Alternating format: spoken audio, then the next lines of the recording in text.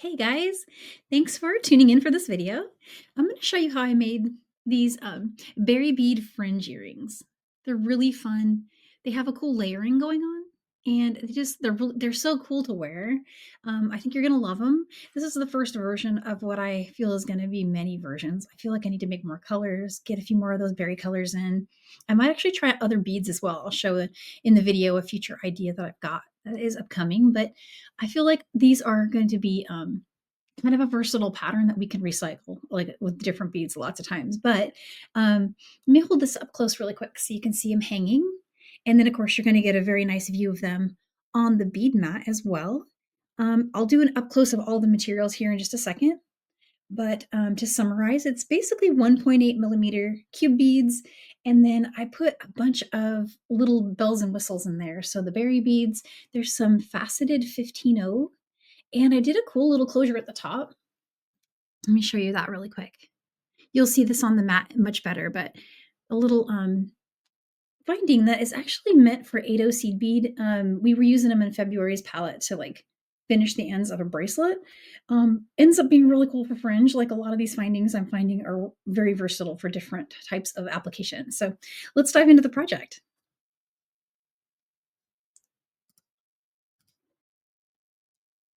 All right, so here's all the materials that you're going to need to create these cube peanut fringe earrings.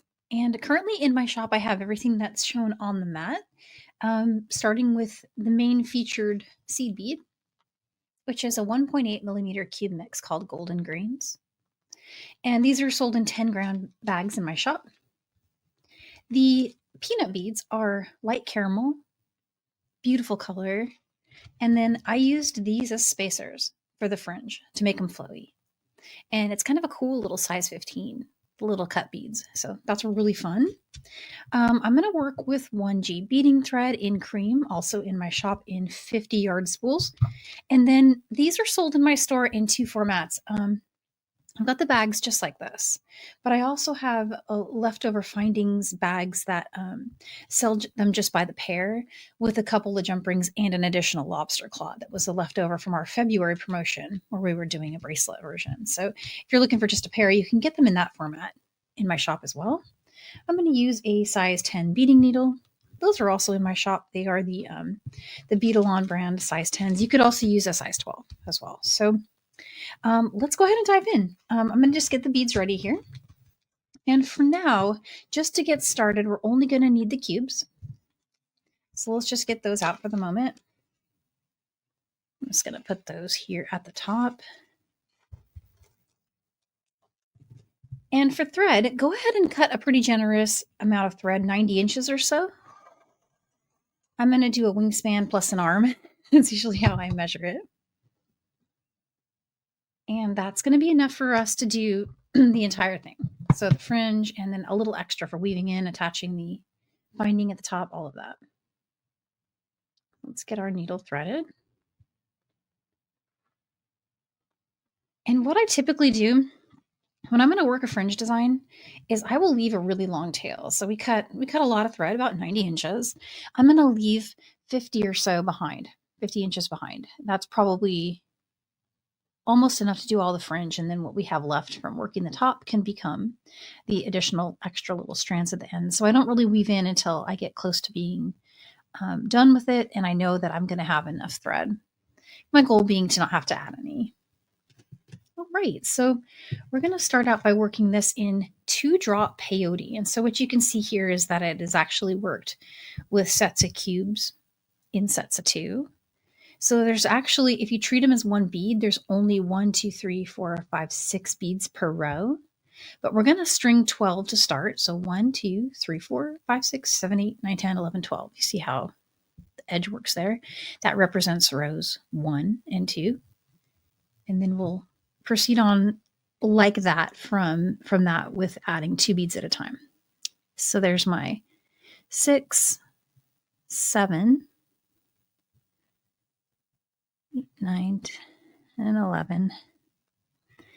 And here's, let's see. There's 2, 4, 6, 8, 10, and 12. And again, I'm going to leave a really long tail to work my fringe. And so what you'll want to do next is pick up 2 beads. And then look here back at the design. And what you're going to want to do is skip the last 2 beads that you strung and go through the next 2 beads. And remember, we picked up 2 beads. So I'm just trying to hold this up so you can see better. So I'm just going through 2. I have 2 on the needle, and I skipped the last 2 that I strung. And I'm going to pull that all through. And the awesome thing about these cubes is they just pop right in place for you. So there's our peyote start. And I'm going to continue the same process here. Pick up 2, skip 2, right? And then go through the next 2. And really easy, just pull your working a tail thread apart, just like that. And you'll get that peyote stitch start going. And let's just double check that I didn't go through too many. It looks like I accidentally went through 3 beads there. No problem. I'm just going to back out of the last bead. So you just want to just double check it after each add. Make sure that your needle didn't accidentally just add an extra one on you. So you should have little blocks of 4 separated by little blocks of 2. So let's get 2 more. And again, we're going to skip 2 and go through 2 and pull to tighten.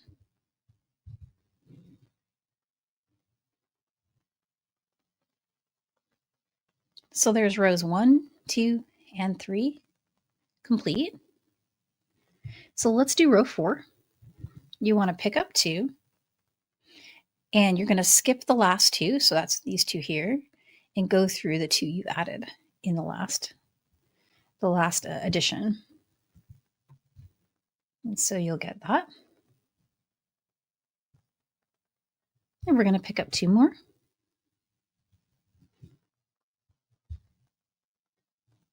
Skip 2 beads and go through the next 2. Repeat that one more time. We're going to pick up 2, skip the next 2, and go through the last 2.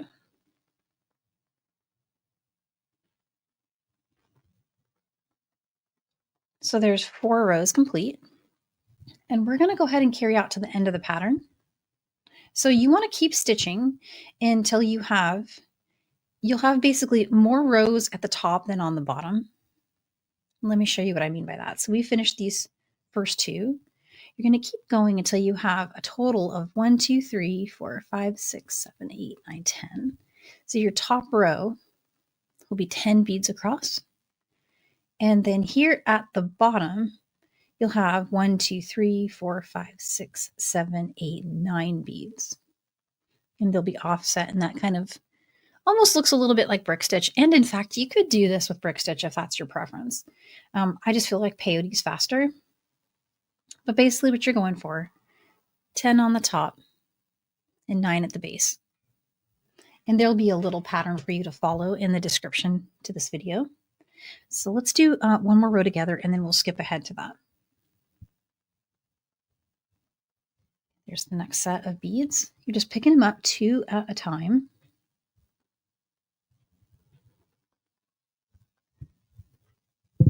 And here's 2 more.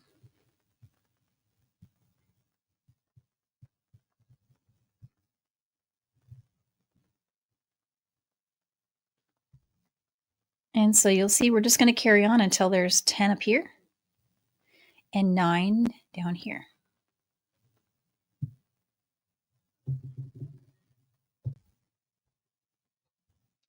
All right, so when you finish, you should have a little panel that looks just like this.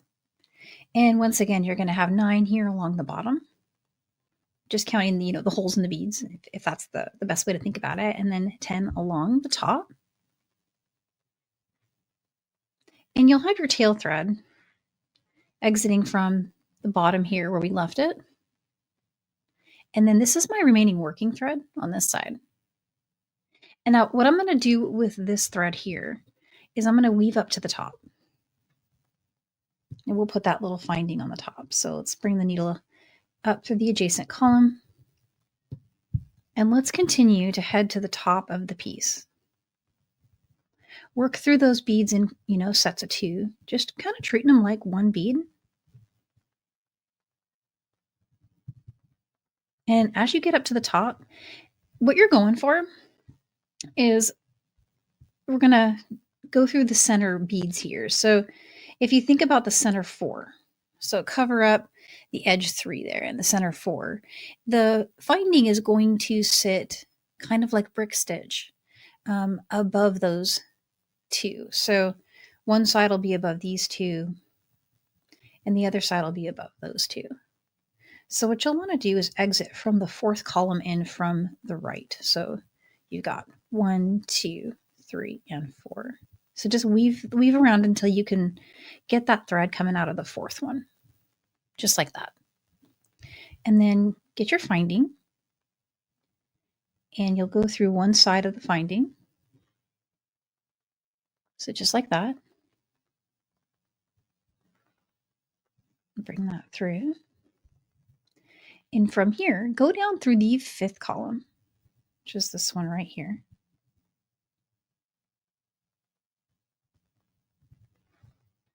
And when you pull that tightly, the finding will sit probably something like that.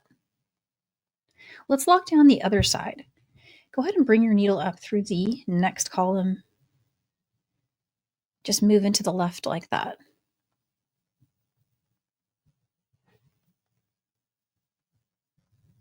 And then head through the finding.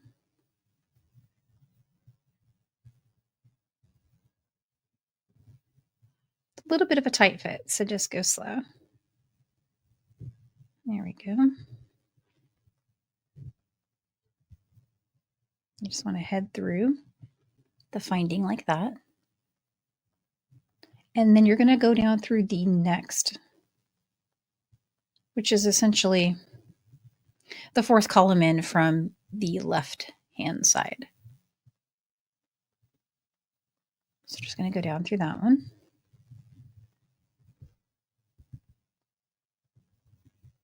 And that's going to center the little finding above those columns. So just like that. So the next thing you're going to need to do is reinforce this connection. And the easiest way to do that is to make a turn. I'm going to head down through this bead here, up through the one next to it. So we're just making a turn. And then I'm going to head up through the 4th one in from the left, right there. And go through the finding.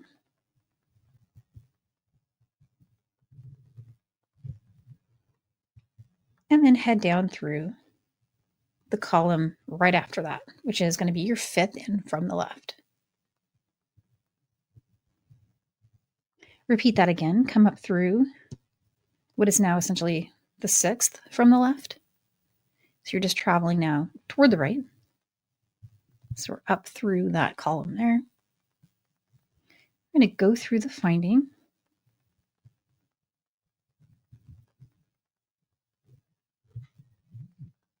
And down through what is essentially the 4th one from the right side. So make sure it's the 4th one. You can even just kind of count 1, 2, 3, and 4. And there you go. So I reinforced this. It's basically 2 passes through on each side of our finding. And it's up to you if you'd like to do that one more time. If you'd like to, you can go down through these beads to give yourself a turn. And just repeat what we did back in the other direction. Bring yourself up through that column. And from here, you can reinforce it. So let's move to doing the fringe. What I'm going to do for now is I'm going to leave this strand um, without weaving it in just yet. I'm just going to leave it up here. I'll probably reinforce that one more time at the end, perhaps. And then also if I need it for additional fringe strands, which I probably won't, but I left a pretty good long tail, but don't trim it yet. You know, just in case you need it. But go ahead and put a needle on your tail thread that you left at step 1. And from here, we're going to string the fringe pattern. And so the pattern that I went with, it starts with 9 beads. And each of those beads is going to be spaced with a size 15 seed bead. And it's going to have 3 peanuts as an embellishment. So let's get our 15s and our peanuts ready. Again, these are Miyuki berry beads. I call them peanuts, but they are technically they're Miyuki berry. And then it's really cool size 15 seed bead. What a neat color, right? And I love that that has a little faceting on it, which is going to make it extra sparkly. See, it's kind of shining in there. Really cool. I have these in a bunch of colors. Check out my shop. You'll see a bunch of colors in there. And so let's go. Let's put our fringe on. So what I did on this one is I started with the 15-0 seed bead. So you can see there. We're going to go 15-0 first. Okay. And then string a total of 9 like that. So 15-0 cube. There's 1 and 2, 3. There's 4. Oops.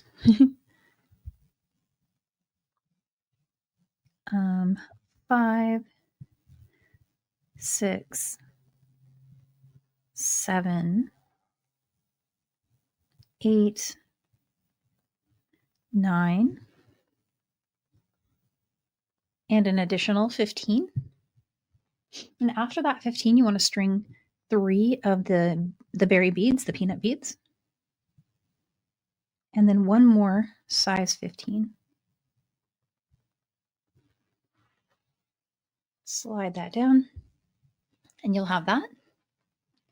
Skip the 15-0 seed bead, so just slide that out of the way, and go back through all those beads. Now this is where you're going to want to pay really, really close attention and go pretty slow, because it's really easy to miss one of those 15s. And it pretty much happens to me at least once every time I make an earring. Usually I spot it at least within the moment, but when you reach the place where your thread is exiting, go ahead and go through those 2 beads there. Those are in that edge column. And if you pinch the bottom size 15 while pulling on the needle side of your thread, you can get some really nice tension with that fringe. And the weight of those berry beads is going to make a really, really perfect fringe strand. They're also going to do this little thing where they turn into a little shape like this, where they kind of move into like a little shape of 3. One of the center one usually spins a little bit. So you can see on this how it looks. It's pretty cool. All right, once you've got that, and you have your thread just heading up through that edge set of 2, you just make a turn and just head down through those. The next set in. And here we're going to change the pattern up a little bit. And the way the fringe pattern works is every other strand is repeating. So they're pairs. So you'll go and just repeat these little sets of 2.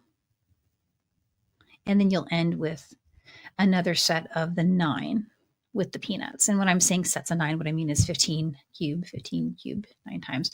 For this next one, it's going to be 3, and then peanuts, and then 7, and then peanuts. So let's do that one together. Starting with a 15, there's 1. Here's number 2. Here's number 3, plus a 15. And then there's 3 peanut beads. Let's go 15 and 1. And then there's 2, 3, 4. Here's 5, 6, 7 plus 1, 15. And let's check the count. So again, we should have 3 cubes that are spaced with 15 and they also start and end with 15. And then a 15 and a cube 7 times. There's 1, 2, 3, 4, 5, 6, 7. End with a 15. And then put on 3 of your berry beads. Add 1 more of the 15s. And same thing, we're just going to very carefully, skipping that last 15, going to find our way back through the strand here. And what I'm doing here is lifting it. I'm going to lift it up and look at it really quick and just make sure that I haven't skipped any of those 15s. It's very, very easy to do that. That said, these are Miyuki 15s, so the internal hole diameters of these are pretty good. All right, and so made it right up through those.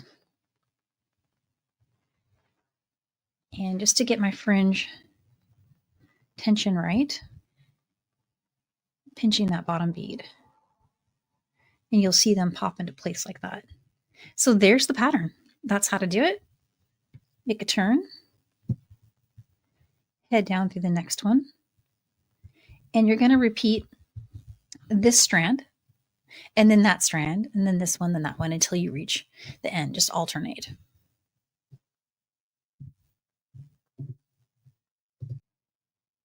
All right, so almost finished. I got this far. I have 1 strand left to go, but my thread's getting a little short. So let's weave this one in. I'm just going to bring this up into the work and just make a few turns. So let me show you what that looks like. And at this step, you'll want to watch out for your fringe because it's going to try to go into those loops as you pull them up.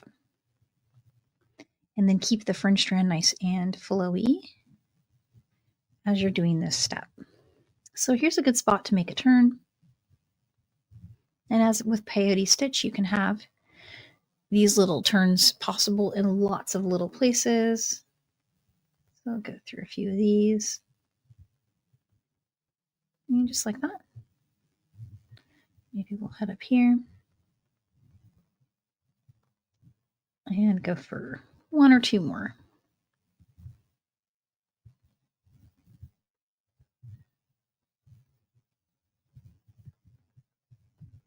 That seems like a good place to trim right here. So I'm going to take off my needle, and I'm using a thread burner. I'll pop a link to this thread burner in the chat or in the description. Sorry. It's a USB rechargeable one. Pretty cool. I'm just going to pull on that thread here. Really gently singe that end off. And let's continue. Let's go up to where we left off this extra thread. And glad I did not trim it now. It looks like I just had a little extra working length that I could have left a longer tail. But it's right here waiting for me. So I'm just going to make a turn and just head down and finish that last strand.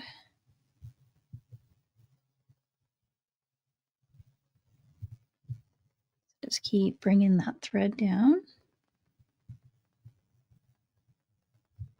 Being careful not to skip any of my beads.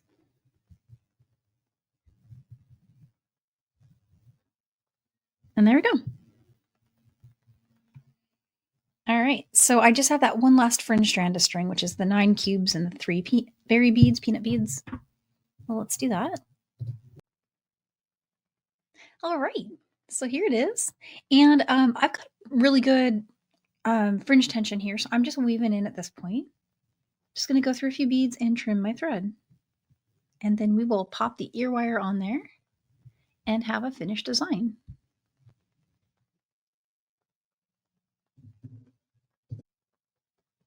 All right, so here's our ear wires. Get these going. And we will have a finished pair of earrings. I don't feel like these have a front or a back, so just gonna go into whichever side they happen to be sitting on.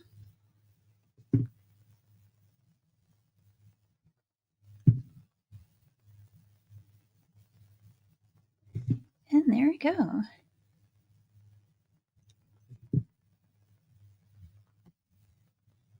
Ta-da! So there's our berry bead slash peanut beads, fringe earrings. I love the way that they cascade like that. It's really cute. So I think these would be this design, as beautiful as it is with the cube beads. And I truly love the cube beads. They're very fun. I also think it's going to work really well with some delicas. So I would like to do a version with evergreen delicas for St. Patrick's Day, which is the day that I'm recording this. So um, maybe for our little beading party that I have planned for later today, I will do a respin of these, but using these with maybe a little bronze 15 Oh, actually, I have a topaz 15. It would be cute. It looks like gold. So that could be a really cool one. And then I still feel like these could be a good match, but I'm going to look into getting a little more of these colors in because I'm really enjoying these beads. And so definitely check out my shop. I have lots of these bindings in, and I have all of the materials that I showed you in today's tutorial. And oh yeah, and let's try these on. So here they are again, just so you can see how cool they look when worn. I'm really excited about these. So definitely, if you guys are free tonight, I'm filming this on the 17th of March, which is St. Patrick's Day. So we're doing the St. Patrick's Day beading party later. So I think I'm going to be respinning these in green, of course. So we'll see you for that. And until the next one, I want to wish you happy beading and thanks for watching the video. Bye for now.